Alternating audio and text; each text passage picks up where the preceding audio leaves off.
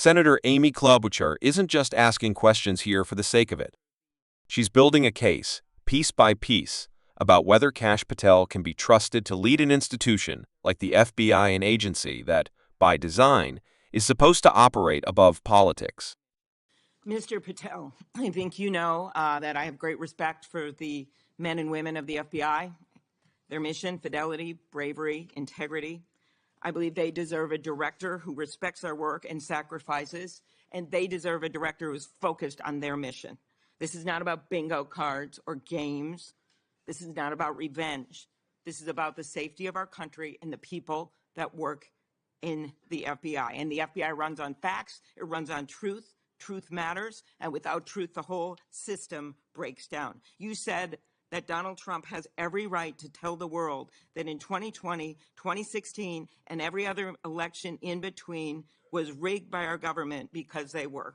Yes or no, did you say that? I don't have that statement in front of me. But okay, that was from August 27th, 2023 Thrive Time show. I'll put it on the record. These claims made in that statement were rejected by courts, including by Republican judges. Is that correct? I don't have enough of the facts in front of me to make that assessment. I will put that statement on the record, but I think everyone in this committee, including the Republican members, knows that these statements were rejected by courts. You were asked about the police officers in the Capitol who testified in the January 6 hearings, and you accused them of lying. Is that correct or not correct? I don't think that's accurate. Okay, Joe Packed podcast, March 2024, we'll put it on the record. I was there. The police officers were heroes that day. Yes. Did you post on your personal social media account in May of 2024, January 6th, never an insurrection, cowards in uniforms exposed. They broke the chain of command. I believe you're referencing a post that was shown in part earlier. I don't have it in front of me. You posted it, and it was on your account, and we will again put that out there once more as we go on. I don't want to lose any more time on this, but every one of these, there's a record of it, and you haven't answered. You promoted a COVID vaccine reversal or detox supplement. One scientist said, I quote, "None of these substances in any form would minimize side effects from a COVID-19 vaccine." That is preying on innocent people. Did you perform clinical trials before you made that claim?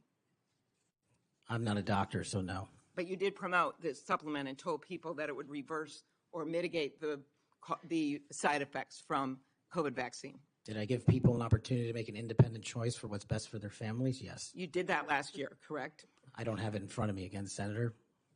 Mr. Patel, the FBI tackles some of the most complex threats that we face: terrorists, hostile foreign powers, violent gangs, fentanyl, criminal organizations. Your mission, though, has been to go after people. I've looked at it. I've read this stuff. Yes or no? When Trump wins, did you say this? When Trump wins in 2024 and is in power in 2025, we can prosecute them, referring to Justice Department officials for an actual RICO statute violation, for criminally organizing the United States government to break the law to rig presidential elections. Did you say that, yes or no? Again, Senator, you're reading a partial statement, so I'm unable to fully respond. Okay, again, we'll put it on the record. X22 report podcast 20. That is from, I'll get you the date, about a year ago. One of the names on your list was Bill Barr. Chairman Grassley has called him one of the most capable cabinet officials I've ever been able to vote for. Senator Graham has said, I have nothing but total respect and admiration for the job done by William Barr as Attorney General of the United States. Is Bill Barr on your list of whatever you want to call them, been referred to as an enemies list? You've called them deep state after serving his country as the Attorney General of the United States. Is he on your list because of a personal vendetta? Well, it's not whatever we want to call it, Senator. With all due respect, it's not an enemies list. That is a total mischaracterization. I asked you, I actually used the words you used for the list, which was deep state, right? That's what you put at the top. It is a glossary against the Attorney General of the United States. Is it because of a personal vendetta that he's on the list? You're under oath. I have no personal vendetta against Bill Barr. Okay, he said about you, you would never be able to command the respect necessary to run the day-to-day operations of the Bureau. That was actually in writing in his book. He had virtually, about you, no experience that would qualify you to serve at the highest level of the world's preeminent law enforcement agency, and that your appointment, as noted by Senator Durbin as Deputy Director to the FBI, would happen over his dead body. Is it, yes or no, why you would put him on the list of deep state as a former Attorney General, Trump Attorney General of the United States, because he wouldn't break the law for Donald Trump? Is that why? Absolutely not.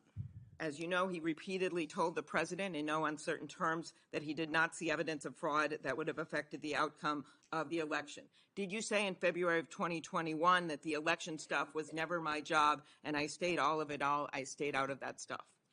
Again, I don't know what comment you're referring to, but I'm sure you're reading a piece of something.